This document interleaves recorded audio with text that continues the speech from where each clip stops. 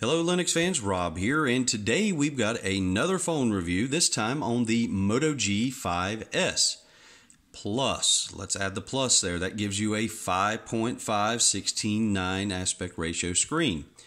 I really like the MotoG. As you saw on my last video, I'm also using the Honor 7X, and I want to talk a little bit about the comparisons between the two. And one of the standout differences is the MotoG has a 16:9 aspect 5.5 inch screen here, whereas the Honor 7X has an 18:9 screen at 5.98 inches, I believe. And believe it or not, it makes a big difference as far as the amount of information and widgets and things you're able to fit on the screen. Nevertheless, the MotoG 5S Plus is an excellent budget phone. In fact, many reviewers would say that this was the budget phone for 2017. Alright, so I was able to pick this up for $239. This is the version with 3 gigs of RAM and 32 gigs of storage. One of the standout things I think for this phone, aside from really nice build quality, it's an all-metal body and just has a really high-end look to it. It's actually a prettier phone than the Honor 7X in my opinion. But one of the nice things about this phone is that it works on all U.S. carriers. It's completely unlocked at $239 from Best Buy, and I think online you can probably find it, for around $200 perhaps. Just keep your eye out for sales, that kind of thing. Refurbished, certainly, I think you could probably get it refurbished between $189 or $198 and say $200. So for that money, an excellent phone. You'll see the phone bands here. This is kind of the gunmetal gray version. I don't have the best lighting for this video. I apologize. So let's do a quick rundown on the specs.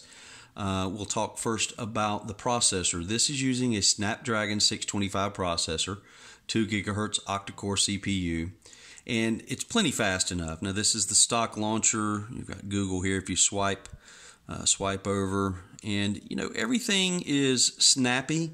I've never really noticed a slowdown. I haven't played any major games or anything like that, but I can just tell you from standard app usage, video, browsing web pages, podcasts, things like that, everything's snappy and just feels kind of fresh as you're using it. You don't notice a lot of stutter.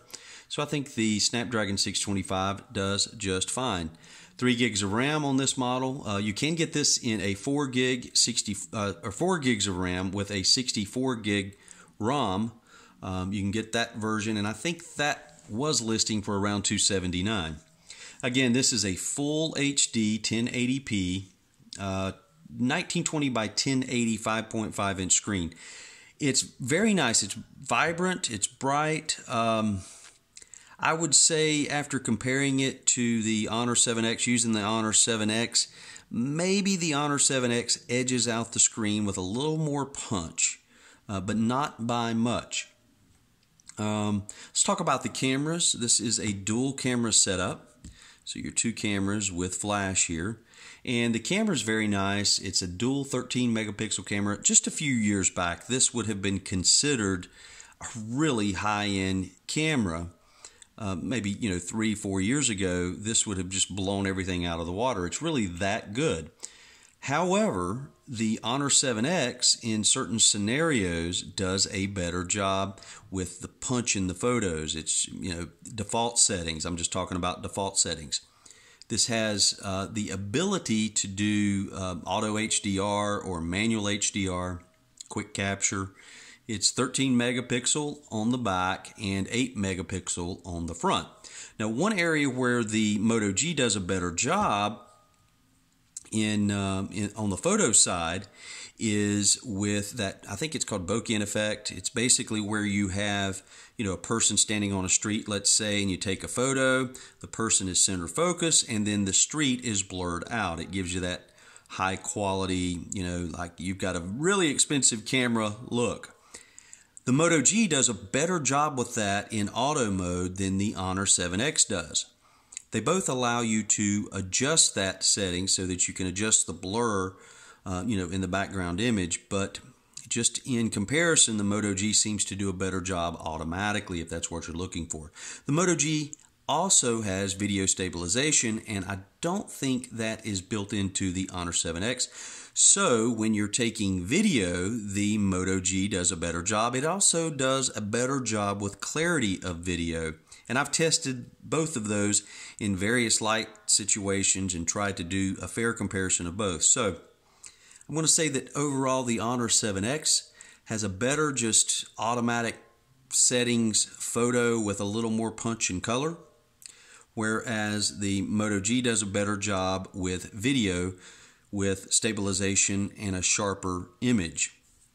All right, so let's talk about some other things that I think really help the MotoG as far as just being a great out-of-the-box experience, and that's because for the most part it's a very pure Android experience.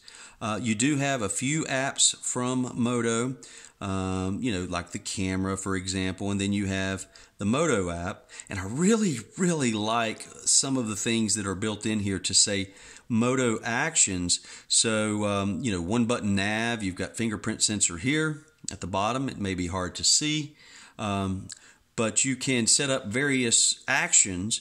So you could twist for quick capture. So you could be holding your phone, screen off, and just do a twist motion, as you see here, and bam, you go right to camera. That's really nice.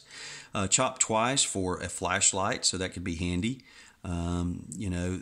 Swipe to shrink the screen.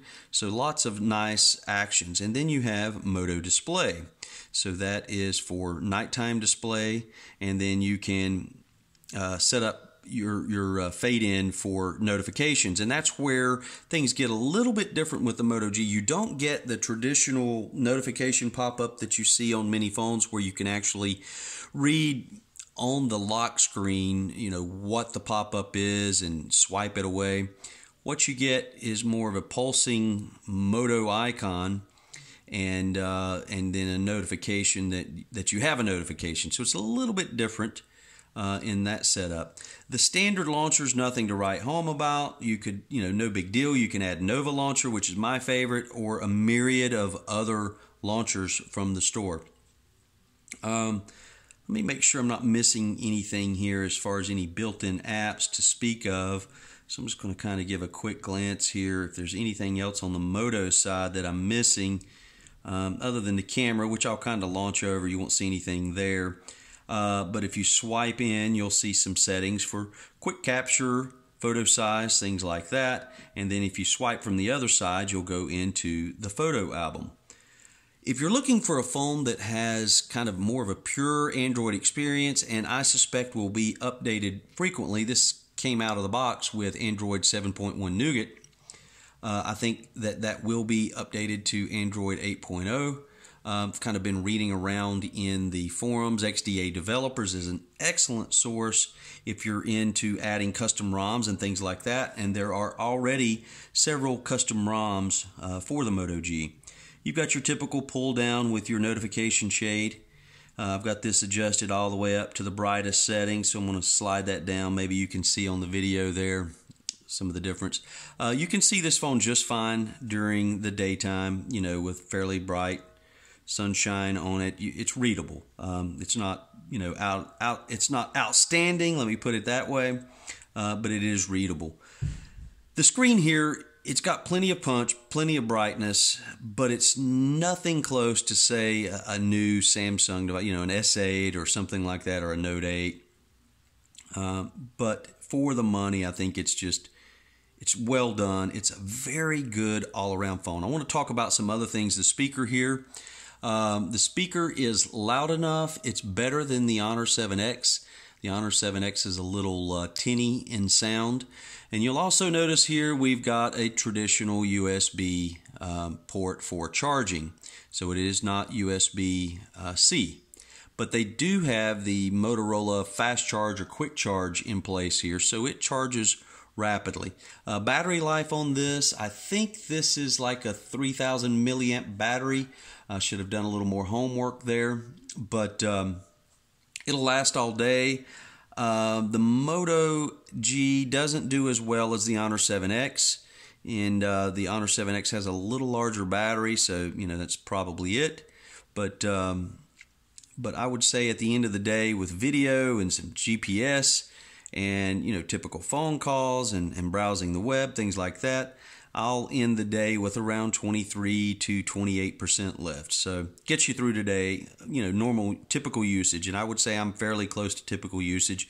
Use the phone probably more than I should for media and things like that. What else? Oh, the fingerprint sensor. Let's talk about that. It's on the front here.